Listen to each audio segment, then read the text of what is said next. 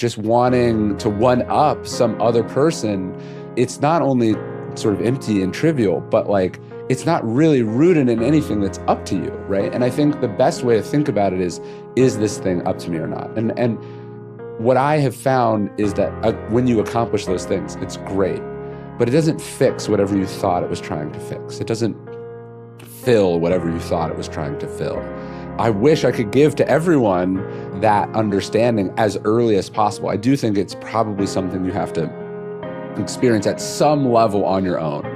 But ideally, you experience it not on your 5th Super Bowl ring and you go, oh, it's never, ideally that comes as early as possible in the process. That doesn't mean that once you figure it out, you stop doing it. You do stop, you can keep doing it, but you've broken the connection between like your sense of self and these external things that are not up to you. And, for basketball, if you like playing basketball, and there's a reason it's called playing, right? If you like the thing, then all the other stuff is extra. But if for you, winning is what gets you up out of bed, well, then what happens if you're drafted by a team that's not any good? Or what if you are crippled with injuries or, any number of things, right?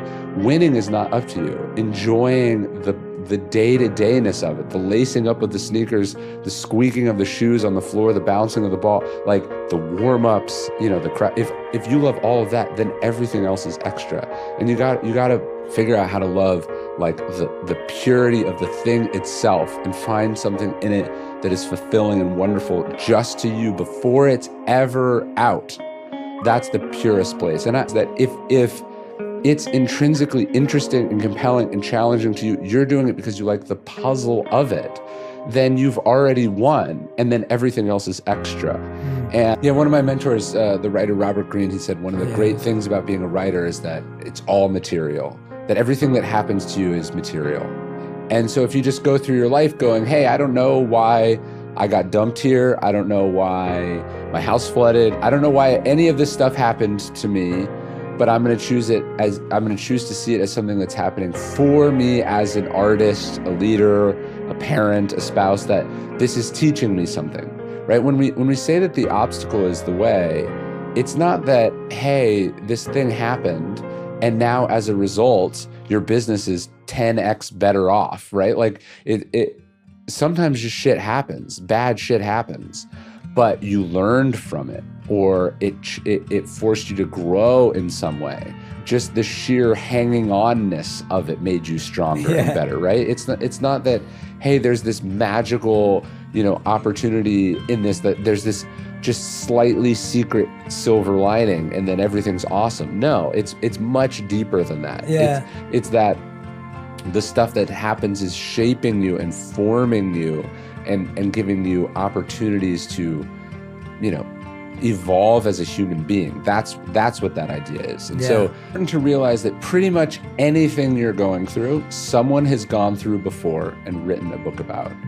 Maybe they succeeded and they wrote a book about their successes, or they failed and they wrote a book about their failures, right? There are almost no new human problems. People have been doing whatever it is that we're doing for thousands of years. And to not avail yourself of that knowledge is insane. Yeah. General Mattis is a 4-star general in the Marines. He was Secretary of Defense. Sort of this, he's known as this kind of warrior monk, because he's not just this war fighter, but he's also this deeply thoughtful sort of student of his craft. And he points this out to like young soldiers. He says, like, hey, people have been fighting on battlefields for as long as humans have existed. And the earliest literature is about this, right? Whether we're talking about Homer or Gilgamesh, the idea that you would not avail yourself of the lessons they've learned is insane. He's like, the mistakes you're making cost people things. And so to make a mistake by trial and error that someone else has already gone through is reckless and irresponsible. And he has this great quote I think about all the time. He says, if you haven't read hundreds of books about like what it is that you do, he said, you're functionally illiterate, right? Illiterate not in the sense that you can't read, but illiterate in the sense that you haven't read.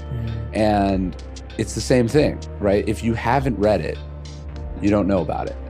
And the fact that you could is irrelevant. What matters is, have you read about this? And so just realizing that whether it's parenting or starting a business or being successful or creating social change, like, people have been through this a long time and they have really thoughtful things to say about it.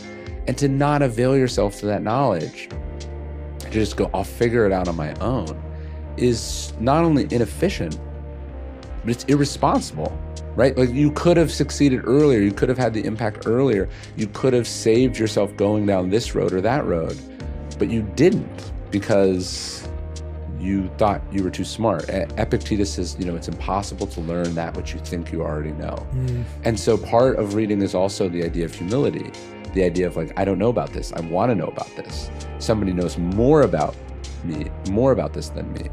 That's the mindset of a reader that you want to cultivate. And we have to figure out why you want to do what you want to do and what's important to you, right? And that, have you ever done any inner child work? Yeah. Yeah, you realize, oh, hey, like, my parents weren't what I needed to be to this 14-year-old, but I need to be what that 14-year-old needed, or I'm going to go through the world as a 14-year-old.